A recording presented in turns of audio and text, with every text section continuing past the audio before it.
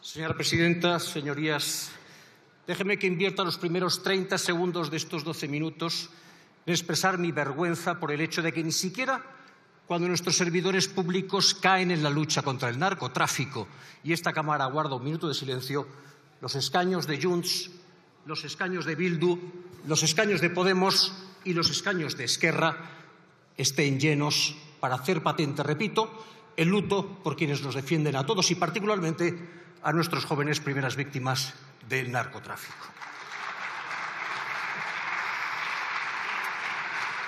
La proposición de ley orgánica que el Grupo Parlamentario Vox trae hoy a esta Cámara puede parecer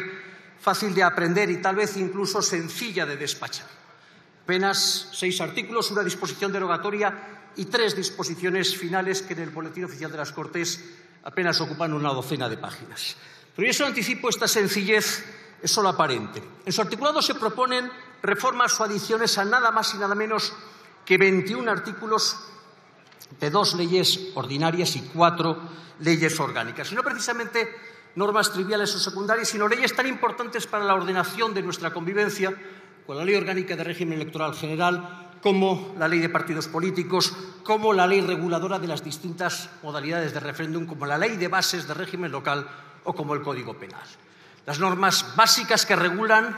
el funcionamiento de nuestro proceso político, las normas que determinan qué comportamientos son o no tolerables en nuestra sociedad. Unas reformas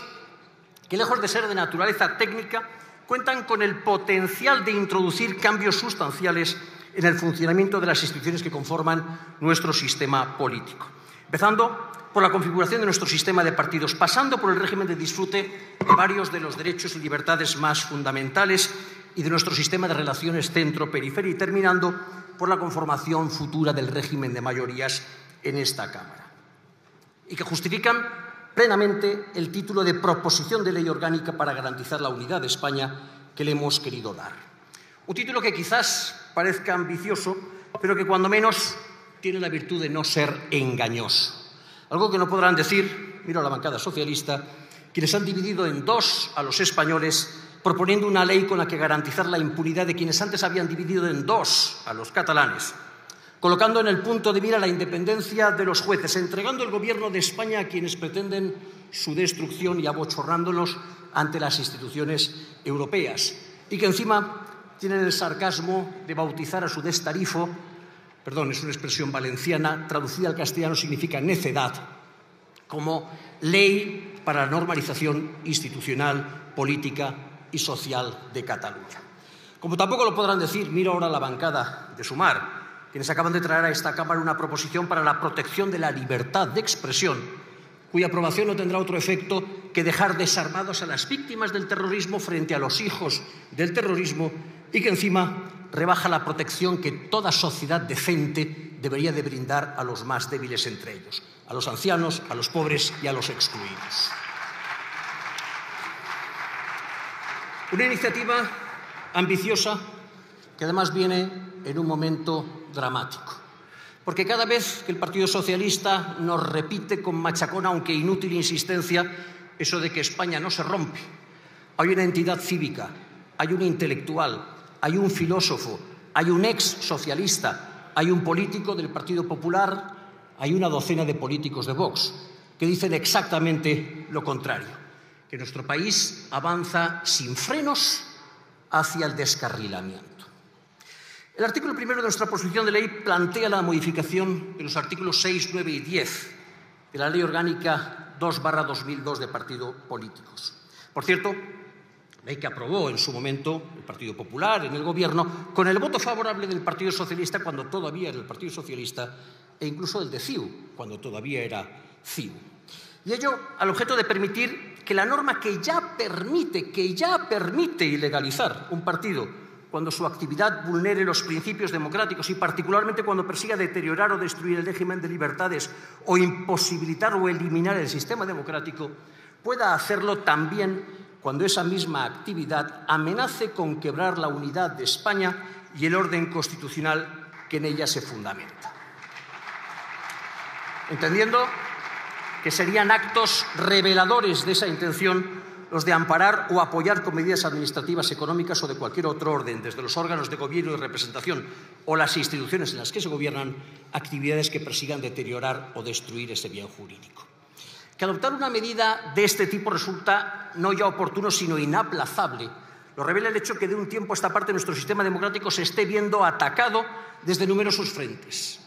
El más preocupante del cual, el más condenable del cual, es el abierto por quienes, estando obligados por su relevante papel institucional, alcaldes, diputados, consejeros, presidentes autonómicos a la defensa del orden constitucional, se sirven de esas posiciones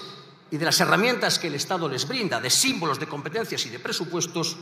para atacar al propio Estado. Pero es más obvio todavía que adoptar una medida como esta resulta de una lógica aplastante, si, como afirma el preámbulo constitucional, es la nación española la que, en uso de su soberanía y deseando establecer la justicia, la libertad y la seguridad, y hasta proteger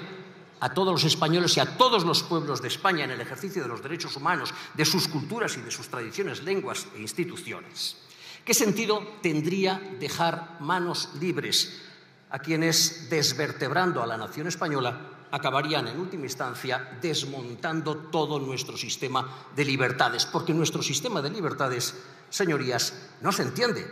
sin la piedra angular sobre el que éste descansa, que es la Constitución, que a su vez no se entiende sin la piedra angular sobre la que descansa la Constitución, que es la mera idea de la nación española.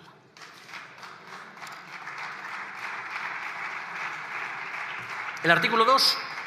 el más largo y denso de esta proposición, plantea una ambiciosa reforma del Código Penal de 1995, al efecto de reintroducir para las autoridades o funcionarios que, careciendo manifiestamente de competencias para hacerlo, procedieren al delito de convocatoria ilegal de elecciones o de referéndums,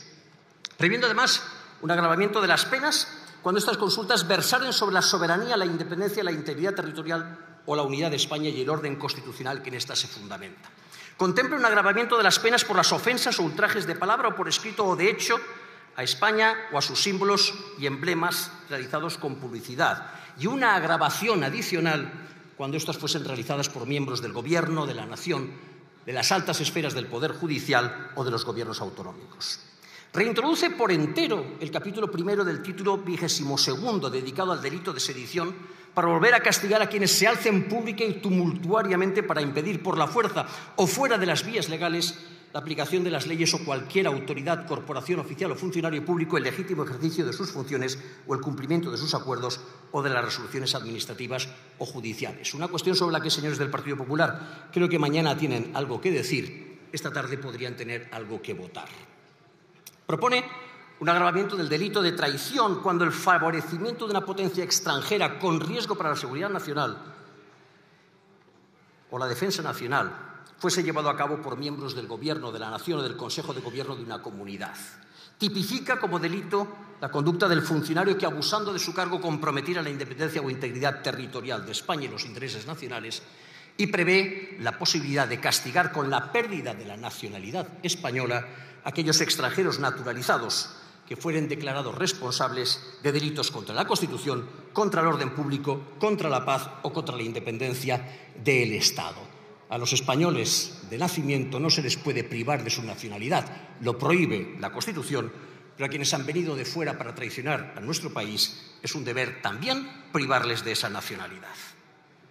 El artículo 3 propone la adición de un nuevo apartado en la Ley Orgánica 2/80, reguladora de las distintas modalidades de referéndum, al objeto de establecer la prohibición de celebración de referéndums en ninguna de sus modalidades cuyo objeto pudiera versar sobre la integridad territorial de la nación o de la soberanía nacional.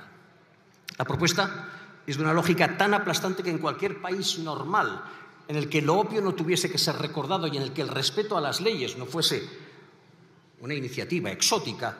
sería enteramente innecesaria. Pero desafortunadamente no es ese nuestro caso. De modo que toca reafirmar que si el principio de que la soberanía nacional reside en el pueblo español del que emanan los poderes del Estado se haya consagrado en el artículo 1.2 de la Constitución, en modo alguno podrán ser objeto de un referéndum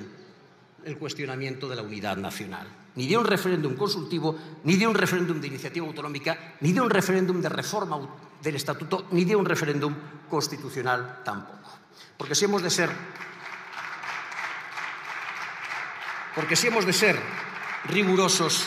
y en esta Cámara no hay más remedio que serlo, ni siquiera debería poder ser objeto de un referéndum de reforma constitucional como los que dibujan los artículos 167 y 168 de la Constitución. Porque si en efecto la Constitución, vuelvo a releer el artículo 1.2, se fundamenta en la indisoluble unidad de la nación española, cuestionar esta equivaldría a cuestionar la base misma de nuestro sistema de libertades. Desarrollar, actualizar, completar, perfeccionar la Constitución es legítimo y aún diría que es absolutamente necesario, pero dinamitarla colocando una carga explosiva en sus mismos cimientos ni es legítimo, ni es legal, ni es tolerable.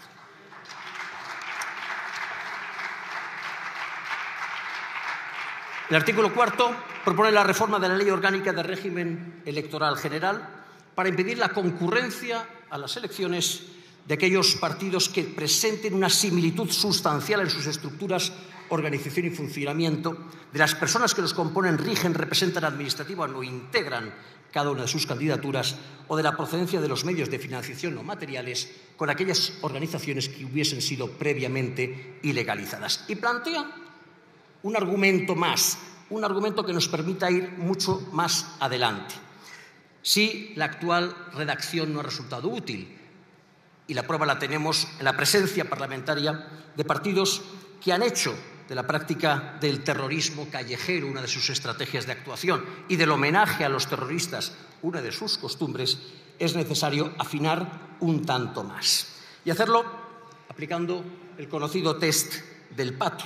Y es que si cuando veo que un pájaro anda como un pato, nada como un pato y grazna como un pato, es razonable concluir que se trata de un pato. Cuando vemos un partido que no solo homenajea a los terroristas y lleva terroristas en sus listas, sino que también, este es nuestro añadido, propugna la destrucción de la unidad territorial e incita a atentar contra la integridad territorial de España,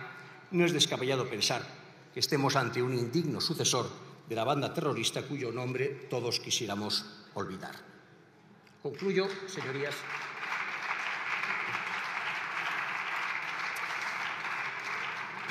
Allá por 1931, 5 años antes de ser fusilado por los amantes de la libertad y por los padres putativos de la democracia, Ramiro de Maeztu escribió en las páginas de Acción Española: España es una encina medio sofocada por la hiedra. La metáfora de Maeztu daba un cierto margen todavía para la recuperación de esa encina medio sofocada por la hiedra. Si hoy tuviésemos que buscar una metáfora, tendría que ser algo más dramático. España hoy es un automóvil a punto de salirse de la carretera para lanzarse al vacío y que circula sin frenos. No sabemos si por la irresponsabilidad de quien está al volante o por la deslealtad de quienes tendrían que haber puesto en funcionamiento y a punto su motor y su sistema de seguridad. El propósito de esta ley no es otro que el de detener, tal vez en el último segundo, ese desenlace tan previsible, tan predecible como irreversible, y tan irreversible, ya termino, como indeseable. Muchas gracias, señorías.